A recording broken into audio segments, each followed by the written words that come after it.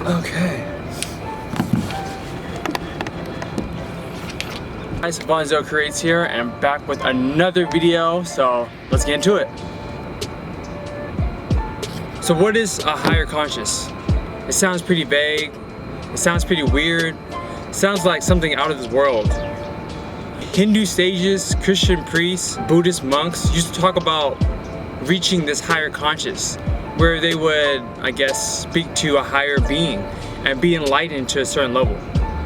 But if you're not really religious and you're kind of young, kind of figuring things out, it might sound a little too arbitrary, a little too voodoo, a little too much for you. So I'm here to tell you, a higher conscious has nothing really to do with religion or even spirituality. It kind of has to do with your own mind. Whoa. Yeah, your own simple mind. Your own mind that can shift, change, and move. See, the idea of higher conscious is actually a really interesting one. One that you've been working with your whole entire life. And you may know it, you may not. Sometimes you're experiencing it, and sometimes you're not. But first, let's get into what lower consciousness is. And that's what we call the reptilian brain. Think about the reptilian mind, the lower conscious, as your animal state. The state where you're reactive to everything around you. Where the only thing you're thinking about is food, or a place to sleep, or your survival. Basically, your survival. You're just trying to survive. And that's part of us. We're human. We are an animal. We're trying to survive in this world. But staying at this state is one that is rather vicious. See, in this lower state, since we're humans and we have more of a collective conscious, it's a state where we are reactive to everything around us. When someone hit us, we hit them back. We blame others. We only stick closely to what is relevant and what is near us. And we can't think further and beyond what is around us. We're just thinking about right now. That is the lower state of mind. That is the lower conscious, or what I like to call the reptilian mind. But now, and I'm sure you felt this way before, maybe when you're younger, when you weren't able to really comprehend and conjugate your own feelings and thoughts. At that stage, you're probably just reacting and going along with whatever was around you. But as you grew older, you grew to learn more complex and in-depth things. You learn to develop a cognitive mind and use that mind to get what you want.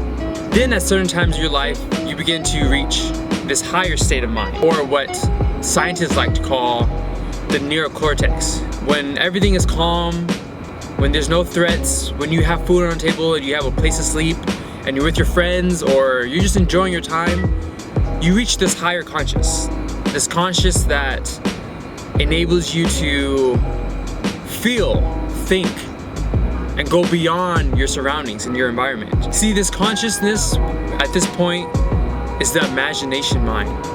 You set your mind up for imagination. You begin to dream.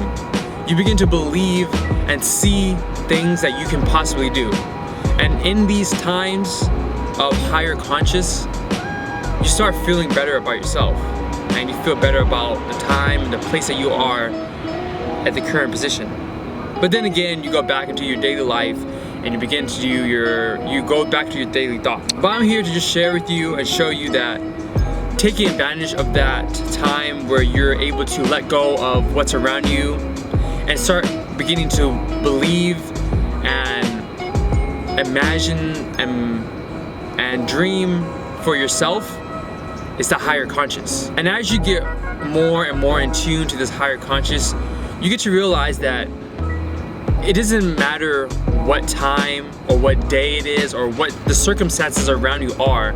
You can always choose to have a higher conscious. You can always choose to dream and imagine and create the reality around you instead of being a victim of the circumstances and situations that have come to you.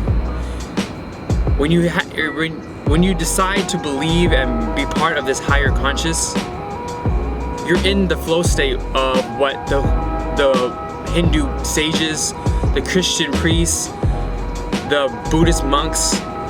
You're in the same alignment as them, and you can be free-flowing. And of course, this takes practice, this takes time, because everyone is different and everyone has their own set of ideas and their own set of rules in their mind. But being in this higher conscious allows you to be more happy and be more fulfilled and live a life with purpose. And once you get to do that, the people around you will see that and they will reflect that on yourself. I can speak for myself. I feel like I have experienced this throughout my life. In high school, I used to have a lot of negative thoughts. I used to have thoughts of me being a victim of a lot of situations around me, especially in my home, dealing with my parents in that situation.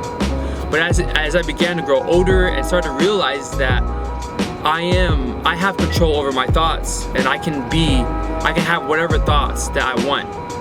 And those thoughts led me to a higher conscious. And over time, as I grow older and as I got into college and became my own, I realized that my thoughts are mine and I can choose them. I don't have to be a victim of the thoughts that people and situations are putting into me. And from there, I became a happy person. Now, am I always happy? Of course not. Do I have a perfect life? Of course not. But I get to choose when and when not to be happy. And that is truly powerful. So thanks for watching. See you guys in the next video.